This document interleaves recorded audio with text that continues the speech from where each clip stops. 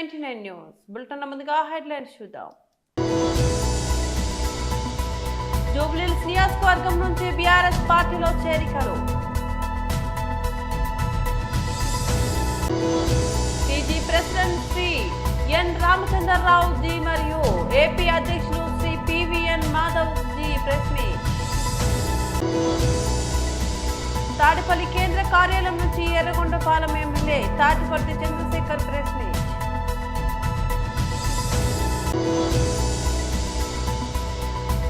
తెలంగాణకు భారీ వర్ష సూచన, 5 రోజుల పాటు అలర్ట్.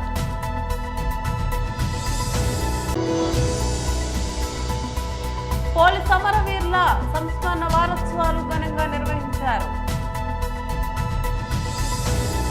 జూబ్లీహిల్స్ నియోజకవర్గం నుంచి బీఆర్ఎస్ పార్టీలో చేరికలు. రాలేదా ఇంతకు? తిన్నారా? తినలేదా? మీరు కూడా రేవంత్ రెడ్డి లెక్క సగం సగం ఊపుతురు. పేరు పేరున అందరికీ నమస్కారం, పేరు పేరున అందరికీ స్వాగతం.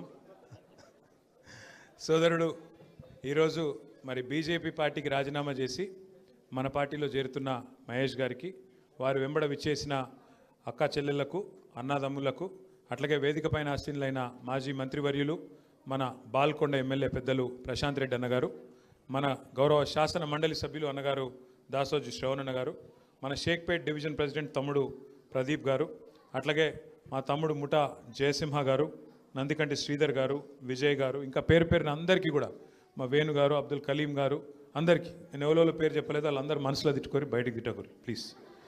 మళ్ళొకసారి మీ అందరికీ పేరు పేరున స్వాగతం, సుస్వాగతం. మరి జూబ్లీహిల్స్ ఎలక్షన్ వచ్చింది, మీ అందరికీ తెలుసు.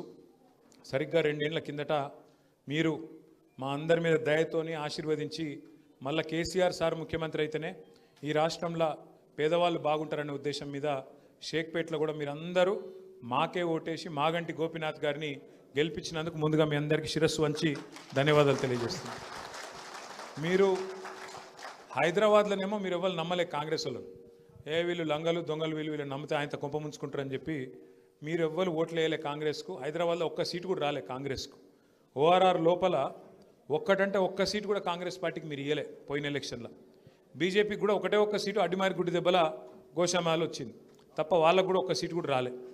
మీ అందరి మనసులో ఉండేదేముండే అంటే కేసీఆర్ వచ్చినాకనే పేద ప్రజలకు అంతో ఇంతో మంచి జరిగింది, మాకు మా ఇళ్లకు ఇదివరకు మంచిలో తక్లీఫ్ ఉండే, ఇప్పుడు అది కొద్దిగా నయమైంది, 20,000 లీటర్ల వరకు ఉచితంగా మంచినీళ్ళు ఇస్తున్నాడు, ప్రాపర్టీ ట్యాక్స్ మొత్తం 100 రూపీస్ చేసేసిండు, ఇదివరకు గట్టేది ఉంటే అది కూడా తీసేసిండు, బతుకమ్మకు ఒక చీర పెడుతుండు, ముసలోళ్ళు ఉంటే 200 రూపాయలు పెన్షన్ ఉన్నదాన్ని 2,000 చేసిండు, ఆడపిల్ల ప్రసూతికి పోతే 12,000 రూపాయలు, మగపిల్లగాడు పుడితే 13,000 రూపాయలు, ఆడపిల్ల పుడితే కేసీఆర్ కిట్ ఇస్తుండు. అట్లా అన్ని రకాలుగా చూసుకుంటుండు కేసీఆర్ గారు అని చెప్పి, లగ్గమైతే 1,116 రూపాయలు కళ్యాణ్ లక్ష్మి షాదీ ముబారక్ పేరు మీద ఈ రకంగా పేదవాళ్ళని కడుపులో పెట్టుకొని చూసుకుంటున్నాడు కేసీఆర్ గారు అని చెప్పి ఒక మంచి ఆలోచనతో. అట్లాగే హైదరాబాదులో మీకు తెలుసు నాకంటే బాగా, గత 10 ఏళ్లలో ఏ రకంగా మనం అభివృద్ధిని కూడా ముందుకు తీసుకొని పోయినామో మీకు తెలుసు. మీకు దానికి సాక్ష్యం మీకు షేక్పేటలో అయితే మీ ఎదురుగానే అంత పెద్ద ఫ్లైఓవర్ వచ్చింది. షేక్పేట ఫ్లైఓవర్ ఒకప్పుడు ఎప్పటి నుంచో అడుగుతున్నారు మీరు, మళ్ళా కేసీఆర్ గారి పరిపాలనలోనే ఆ పని కూడా అయింది. పక్కకు మల్కం చెరువు అయింది, ఒకటిగా అది చెప్పుకుంటూ పోతే చాలా పనులు చేసినాం, మీ అందరికి తెలుసు. టీజీ ప్రెసిడెంట్ శ్రీ ఎన్ రామచంద్రరావు జీ మరియు ఏపీ అధ్యక్షులు శ్రీ పివిఎన్ మాధవ్ జీ ప్రెస్ మీట్ నిర్వహించారు. మిత్రులకు నమస్కారం. ఆంధ్రప్రదేశ్ భారతీయ జనతా పార్టీ అధ్యక్షులు శ్రీ పివిఎన్ మాధవ్ గారు ఈరోజు హైదరాబాద్లో ఉన్నటువంటి ఒక బీజేపీ కార్యాలయంలో ఇక్కడ మర్యాదపూర్వకంగా నన్ను అదేవిధంగా భారతీయ జనతా పార్టీ నాయకుల్ని కలవటానికి వచ్చున్నారు. మరి వారితో పాటు జమ్మన్మడుగు ఎమ్మెల్యే అయినటువంటి ఆదినారెడ్డి గారు, అదేవిధంగా భారతీయ జనతా పార్టీ ఆంధ్రప్రదేశ్లో చీఫ్ స్పోక్స్ పర్సన్గా ఉన్నటువంటి ఒక జయప్రకాష్ గారు, మరి నాతో ఉన్న మిత్రులు ఇక్కడ అందరూ కూడా స్థానికమైనటువంటి కార్యకర్తలందరూ కూడా ఈరోజు వారిని రిసీవ్ చేసుకోవడం జరిగింది. మన ఈ 2 రాష్ట్రాలు ఈ యొక్క అభివృద్ధి కార్యక్రమంలో మోదీ గారు చేస్తున్నటువంటి అభివృద్ధి కార్యక్రమాల్లో ముఖ్యంగా జిఎస్టీ విషయం అయితేంది, అనేక రకాలైన పథకాలు అయితేంది, వాటి గురించి కూడా మీ ఇద్దరు కూడా చర్చించినాము. అక్కడ రాజకీయ పరిస్థితులు, ఇక్కడ రాజకీయ పరిస్థితులు చర్చించినాము. మరి వారు మన కార్యాలయానికి అతిథిగా వచ్చారు కాబట్టి మనందరినీ కూడా వారిని ఉద్దేశించి మాట్లాడుతున్నా కోరుతాము. అందరికీ నమస్కారం. పెద్దలు మా తెలంగాణ రాష్ట్ర అధ్యక్షులు శ్రీ రామచంద్రన్నకి, అలాగే ఇతర తెలంగాణ మిత్రులకు, ఇవాళ నేను భారతీయ జనతా పార్టీ ఆంధ్రప్రదేశ్ రాష్ట్ర అధ్యక్షుడిగా బాధ్యతలు స్వీకరించిన తర్వాత మొదటిసారి తెలంగాణ కార్యాలయానికి రావటం జరిగింది. తెలంగాణ కార్యాలయం అంటే ఈ కార్యాలయ నిర్మాణం, ఈ కార్యాలయ గృహప్రవేశం, ఈ కార్యాలయంలో అనేక పనులు చేసిన అనుభవం.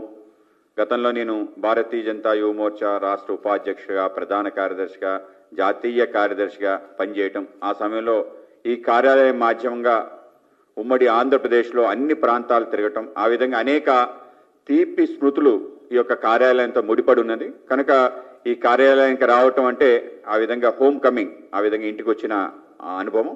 అలాగే తెలంగాణ రాష్ట్రానికి కూడా నూతన అధ్యక్షులుగా మా పెద్దలు, అలాగే మా అఖిల భారత విద్యార్థి పరిషత్ మా సీనియర్గా మా భావించే రామచంద్ర అన్న రావటం కూడా మాకు చాలా అదృష్టంగా భావిస్తున్నాం. ఆ విధంగా ఆంధ్రప్రదేశ్ అలాగే తెలంగాణ రెండు కూడా తెలుగు ప్రజలకి రెండు కళ్ళు లాంటివి.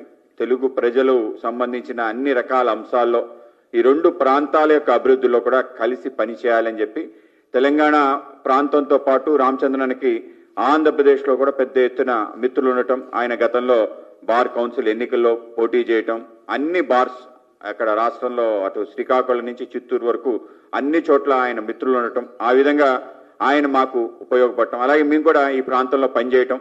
మా నాన్నగారు పివి చలపతిరావు గారు రాష్ట్రానికి సంబంధించి మొదటి ఎన్నికైన అధ్యక్షులుగా పనిచేయటం, ఆయన కూడా ఈ ప్రాంతానికి ఉండే అనుబంధం, అలాగే మాకు కూడా మొత్తం అన్ని ప్రాంతాలు తిరిగిన అనుబంధం. కనుక ఇద్దరం కలిసి తప్పనిసరిగా రెండు రాష్ట్రాలకు సంబంధించిన అనేక పనులు. తాడపల్లి కేంద్ర కార్యాలయం నుంచి Yerragondapalem MLA Tatiparthi Chandrasekhar press meet నిర్వహించారు. డబ్బుని విచ్చలవిడిగా ఖర్చు చేస్తూ విదేశాలలో విహారయాత్రలు చేస్తూ ఉంటారు. గతంలో అయితే చంద్రబాబు నాయుడు గారు ఒక్కరే ఉండేవాళ్ళు. ఇవాళ ఆయనకి తోడుగా సరిజోడుగా కొడుకు కూడా చేరిపోయాడు. ఇతను కూడా పర్ఫార్మెన్స్లో చాలా చాలా 0 మార్కులు కొట్టేసేటటువంటి అగ్రగణ్యుడు.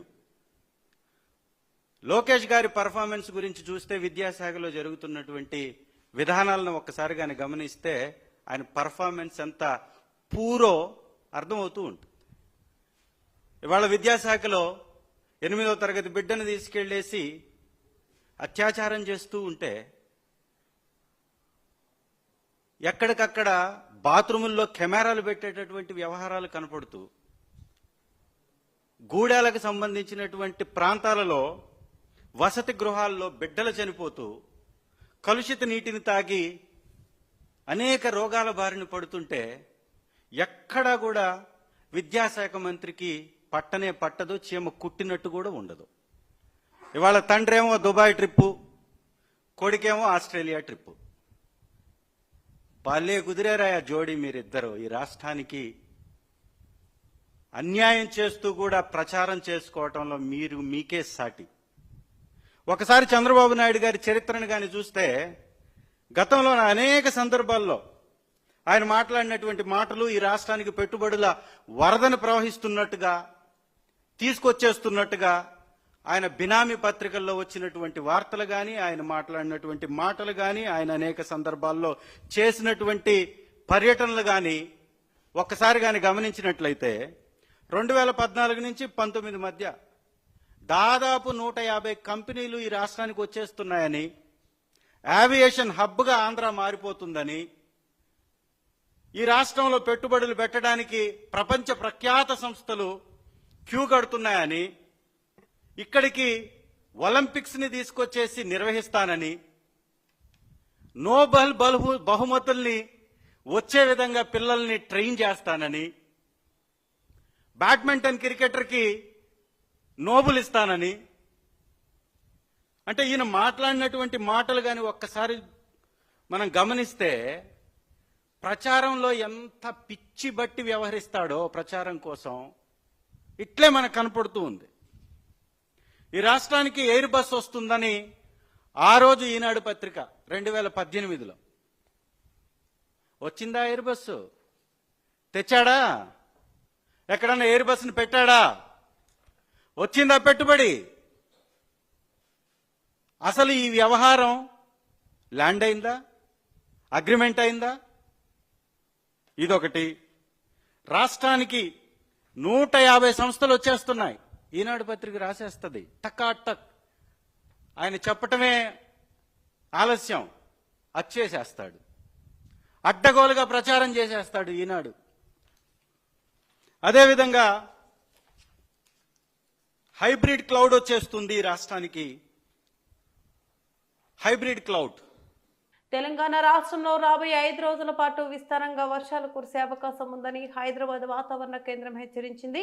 పలు జిల్లాల్లో ఉరుములు మెరుపులతో పాటు గంటకు 30 నుంచి 40 కిలోమీటర్ల వేగంతో ఈదురుగాలులతో కూడిన వర్షాలు పడతాయని, కొన్ని చోట్ల భారీ వర్షాలు నమోదయ్యే సూచనలున్నాయని తెలిపింది. ఈ మేరకు శనివారం సాయంత్రం ఒక ప్రకటన విడుదల చేసింది. వాతావరణ శాఖ అంచనాల ప్రకారం అక్టోబర్ 25న రాష్ట్రంలోని అన్ని జిల్లాల్లో అక్కడక్కడ తేలికపాటి నుంచి మోస్తారు వర్షాలు కురుస్తాయని, అక్టోబర్ 26న ఆదిలాబాద్, కొమరంభీం, ఆసిఫాబాద్, నిర్మల్, నిజామాబాద్, హైదరాబాద్, రంగారెడ్డి, సంగారెడ్డి సహా పలు జిల్లాల్లో ఉరుములు మెరుపులతో కూడిన వర్షాలు పడనున్నాయి. అక్టోబర్ 27 నుంచి వర్షాలు తీవ్రత మరింత పెరిగే అవకాశం ఉంది. జయశంకర్, భూపాలపల్లి, ములుగు, భద్రాద్రి, కొత్తగూడెం, ఖమ్మం, నల్గొండ, సూర్యాపేట, మహబూబాబాద్ జిల్లాలో భారీ వర్షాలు కురిసే సూచనలున్నాయి.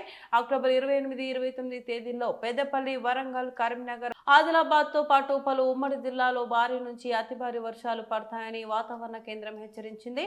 ఈదురుగాలులతో కూడిన వర్షాలు రాష్ట్ర వ్యాప్తంగా చాలా ప్రాంతాల్లో నమోదవుతాయని పేర్కొంది. అక్టోబర్ 30 తర్వాత వర్షాల తీవ్రత క్రమంగా తగ్గుముఖం పట్టే అవకాశం ఉందని తెలిపింది. భారీ వర్షాల నేపథ్యంలో ప్రజలు, అధికారులు అప్రమత్తంగా ఉండాలని వాతావరణ శాఖ సూచించింది.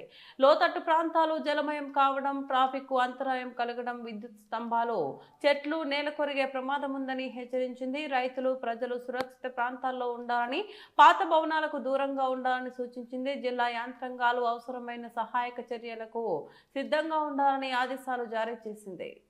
మేడ్చల్ జిల్లా కీసర పోలీస్ స్టేషన్ పరిధిలో అరుంధతి విద్యాలయ పాఠశాలలో పోలీస్ అమరవీరుల సంస్మరణ వారోత్సవాలు ఘనంగా నిర్వహించారు. స్కూల్ విద్యార్థులతో పాటు ఎస్ఐలు, నాగరాజు, లక్ష్మణ్, పోలీస్ సిబ్బంది సైకిల్ ర్యాలీలో పాల్గొనడం జరిగింది.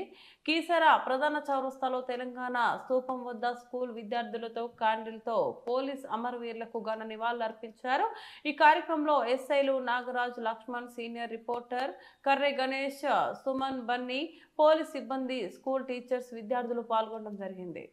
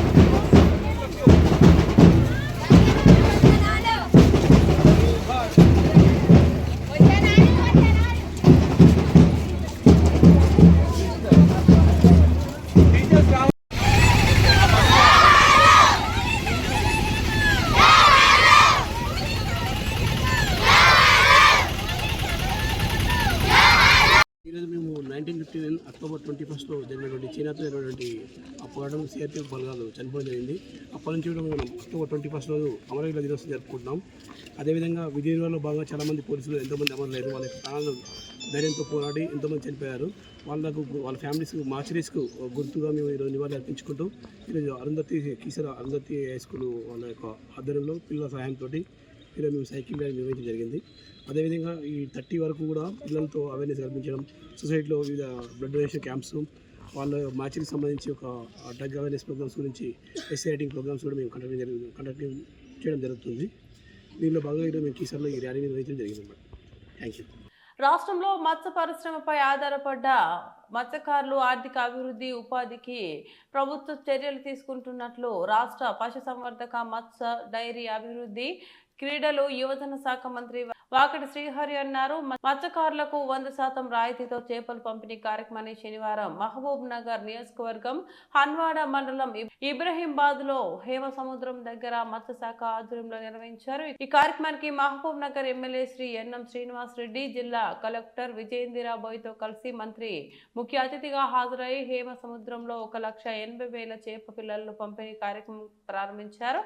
ఈ సందర్భంగా ఏర్పాటు చేసిన సమావేశంలో మంత్రి మాట్లాడుతూ తెలంగాణ రాష్ట్ర వ్యాప్తంగా 33 జిల్లాల్లో చేపలు నిల్వ చేయడానికి కోల్డ్ స్టోరేజీలు ఏర్పాటుకు డిపిఆర్ రూపొందించనున్నట్లు తెలిపారు. తెలంగాణ రాష్ట్రంలో గోదావరి, కృష్ణా నదుల మధ్యన ఉన్న అన్ని చెరువులలో ఎన్నడూ లేని విధంగా 94 కోట్ల రూపాయల విలువైన 84 కోట్ల చేప పిల్లలను, సుమారు 26,000 చెరువుల్లో 29 కోట్ల రూపాయల విలువైన 10 కోట్ల రొయ్యలను 300 నీటి వనరుల్లో విడుస్తున్నామని ఆయన చెప్పారు. విషయం మన సీఎం గారి గురించి చెప్పాలా? క్యాబినెట్లో గట్టిగా నిలబడి మత్స్యకారుల కోసం కొట్లాడిన వ్యక్తి.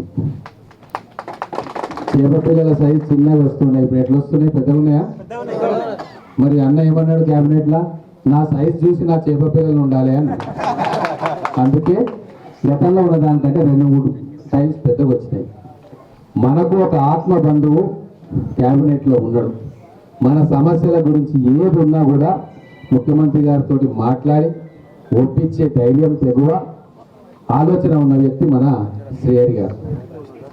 వారికి అండగా, మా ప్రభుత్వానికి అండగా మత్స్యకారులు, ముదిరాజు బిడ్డలు, మిగతా బీసీ కులాలందరూ కూడా ఈరోజు వెనుగన్నుగా నిలవాల్సిన సమయం వచ్చింది. రాబోయే రోజుల్లో మీకు కావాల్సిన అన్ని ఏర్పాట్లు కూడా మా దృష్టికి తీసుకురండి. నేను గౌరవ మంత్రి గారి దృష్టికి తీసుకుపోతా. ఇక్కడ కొంతమంది మత్స్యకారులు మాతో మాట్లాడడం జరిగిందన్న. మనకు ఒక కోల్డ్ స్టోరేజ్ కేవలం ఫిషరీస్ కోసమే ఉంటే జిల్లా మొత్తం నుంచి ఒక్కడ ఇచ్చి ఇక్కడ డంప్ చేసి ఇక్కడ నుంచి ఎక్స్పోర్ట్ చేసుకునే అవకాశం వస్తుంది. కాబట్టి ఒక కోల్డ్ స్టోరేజ్ మా మత్స్యకారుల కోసం వీళ్ళందరూ కూడా చేపలు బట్టి తీసుకొని పోతే దాని డ్యూరేషన్ టైం చాలా తక్కువ ఉంటుంది. వెంబడి హైదరాబాద్కో ఎవరికో ఇవ్వాల్సి వస్తుంది, లేదా ట్రేడర్స్ వచ్చి తక్కువ ధరకు దాన్ని తీసుకుపోతారు. ఒక కోల్డ్ స్టోరేజ్ ఉంటే ఇక్కడ 2-3 రోజులు నిల్వ చేసుకొని బాంబే నుంచో ఇంకొక నుంచో పెద్ద ఆర్డర్స్ వచ్చేదాకా వెయిట్ చేసే సదుపాయం వాళ్ళకి కల్పించాలని కోరుకుంటూ, సమయం ఒక లేదు కాబట్టి వారు శ్రద్ధ తీసుకొని మన ఇబ్రాహీంబాద్ చెరువులో చేపలు ఇచ్చే కార్యక్రమానికి వచ్చినందుకు వారికి మత్స్యశాఖలో ఉన్న అధికారులందరికీ కూడా ధన్యవాదాలు తెలుపుతూ ముగిస్తూ ఉన్నాను.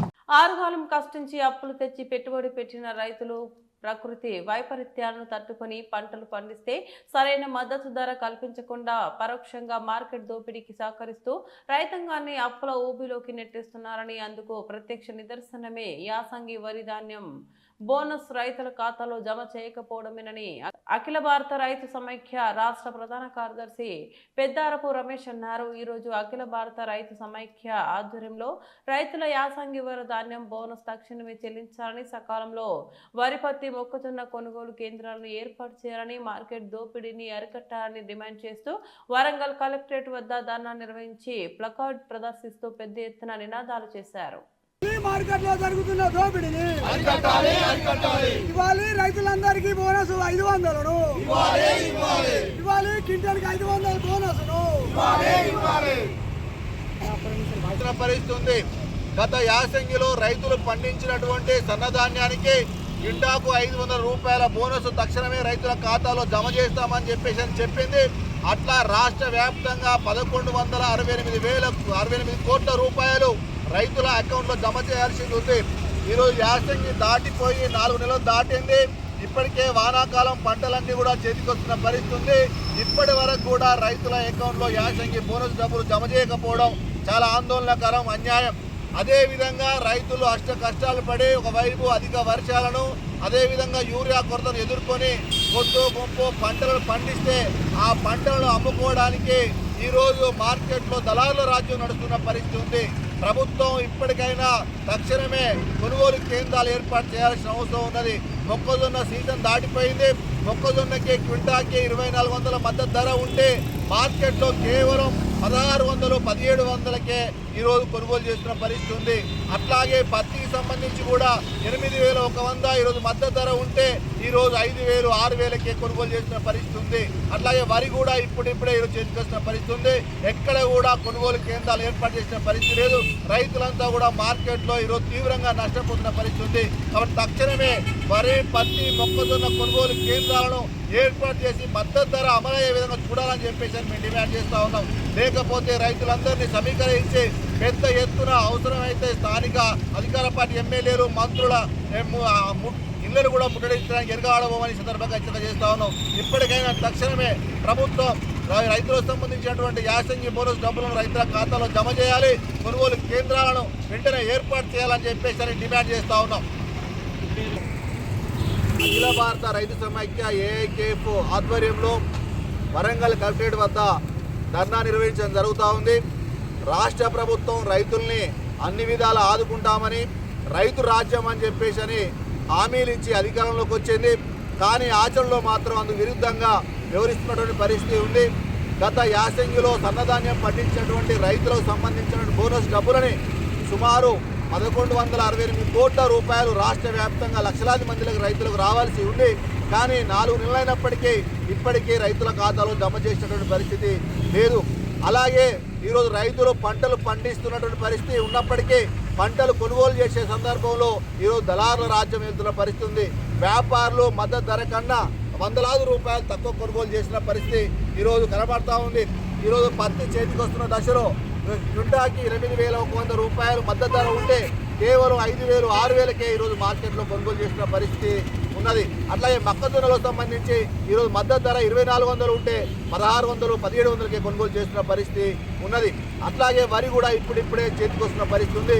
కానీ ప్రభుత్వం మాత్రం ముందస్తు ప్రణాళిక లేకుండా, కొనుగోలు కేంద్రాలు ఏర్పాటు చేయకుండా దళారుల దోపిడీకి పరోక్షంగా సహకరించే పరిస్థితి ఈరోజు రాష్ట్రంలో కనబడతా ఉంది. కాబట్టి తక్షణమే ప్రభుత్వం రైతుల పట్ల ఏమాత్రం చిత్తశుద్ధి ఉన్నా తక్షణమే కొనుగోలు కేంద్రాలు ఏర్పాటు చేయాలని చెప్పేసి ఏఐకేఎఫ్గా డిమాండ్ చేస్తూ ఉన్నాం. అట్లాగే గత యాసంగి రైతుల బోనస్ డబ్బులు 1,168 కోట్ల రూపాయలని తక్షణమే సన్నధాన్యం అమ్మినటువంటి రైతుల ఖాతాల్లో జమ చేయాలని చెప్పేసి కోరుతా ఉన్నాం. లేకపోతే రైతాంగాన్ని సమీకరించి అధికార పార్టీ ఎమ్మెల్యేలు అవసరమైతే మంత్రుల ఇళ్లను ముట్టడించడానికి కూడా వెనుకాడ భూమని చెప్పేసి సందర్భంగా హెచ్చరిక చేస్తూ ఉన్నాం. ప్రభుత్వం ఇప్పటికైనా రైతులను ఆదుకునే చర్యలు చేపట్టాలని చెప్పేసి కోరుతా ఉన్నాం. పెద్దారపు రమేష్, ఏఐకేఎఫ్ రాష్ట్ర ప్రధాన కార్యదర్శి. బులెటిన్ ముగించే ముందు మరోసారి హెడ్లైన్ చూద్దాం. జూబ్లీహిల్స్ నియోజకవర్గం నుంచి బీఆర్ఎస్ పార్టీలో చేరికలు. టీజీ ప్రెసిడెంట్ శ్రీ ఎన్ రామచంద్రరావు జీ మరియు ఏపీ అధ్యక్షులు శ్రీ పివిఎన్ మాధవ్ జీ ప్రెస్ మీట్. తాడిపల్లి కేంద్ర కార్యాలయం నుంచి Yerragondapalem MLA Tatiparthi Chandrasekhar press meet.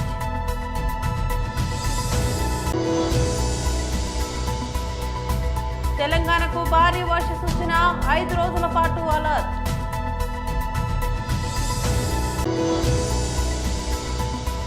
Police అమరవీరుల సంస్మరణ వారోత్సవాలు ఘనంగా నిర్వహించారు. ఇవి బులెటిన్ అప్డేట్స్. మరో బులెటిన్లో మళ్ళీ కలుద్దాం. అంతవరకు సెలవు. నమస్తే.